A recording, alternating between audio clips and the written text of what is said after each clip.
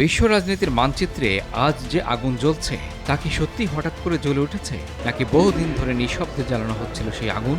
Donald Trump, Benjamin Netanyahu ও নরেন্দ্র মোদী, এই তিনটি নাম উচ্চারণ করলেই যেন এক রহস্যময় জালের আভাস পাওয়া যায়, যেখানে প্রতিটি শুধু অদৃশ্য কিন্তু টান স্পষ্ট। প্রশ্ন একটাই, এই যুদ্ধ কি সত্যিই পরিকল্পনাহীন, নাকি পরিকল্পনাকে আড়াল করা হচ্ছে? প্রথমেই আসা যাক ডোনাল্ড ট্রাম্পের দিকে। তার অবস্থান যেন এক ধোঁয়াশা, কখনো কঠোর হুমকি, কখনো শান্তির বার্তা, আবার কখনো সম্পূর্ণ নীরবতা।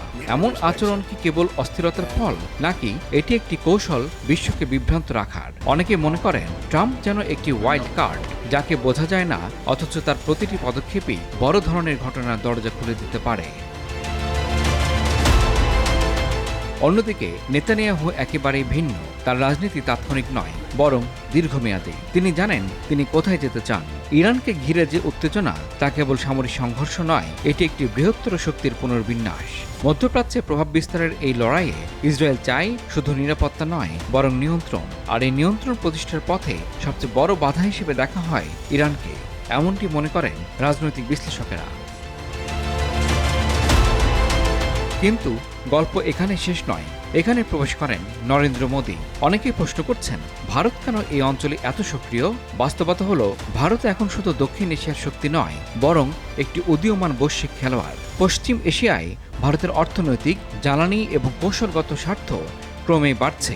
ইসরায়েলের সঙ্গে ভারতের ঘনিষ্ঠ সম্পর্ক, আরব দেশগুলোর সঙ্গে ভারসাম্যপূর্ণ কূটনীতি, সব মিলিয়ে নরেন্দ্র মোদী একটি সূক্ষ্ম খেলা খেলছেন। বিশেষ করে মধ্যপ্রাচ্যের বিকল্প বাণিজ্য ও জ্বালানির রুট তৈরির আলোচনায় ভারতের ভূমিকা এখন অত্যন্ত গুরুত্বপূর্ণ। যদি হরমুজ প্রণালী বা বাব আল মান্দাব অস্থিতিশীল হয়ে পড়ে, তাহলে নতুন রুট কোথায় তৈরি হবে? সেই রুট যদি ইসরায়েল ও ভারতের যৌথ উদ্যোগে গড়ে ওঠে, তাহলে পুরো অঞ্চলের অর্থনৈতিক ভারসাম্য বদলে যেতে পারে। এখন প্রশ্ন, এই যুদ্ধ কি সত্যি হঠাৎ করে শুরু হয়েছে?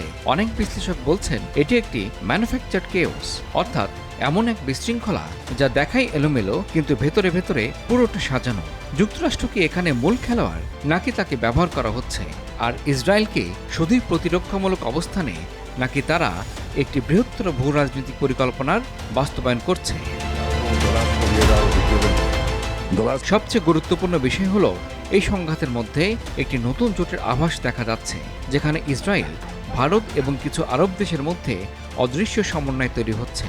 এই জোট বাস্তবে রূপ নিলে তা শুধু মধ্যপ্রাচ্য নয়, বরং পুরো বিশ্বের শক্তির ভারসাম্য বদলে দিতে পারে।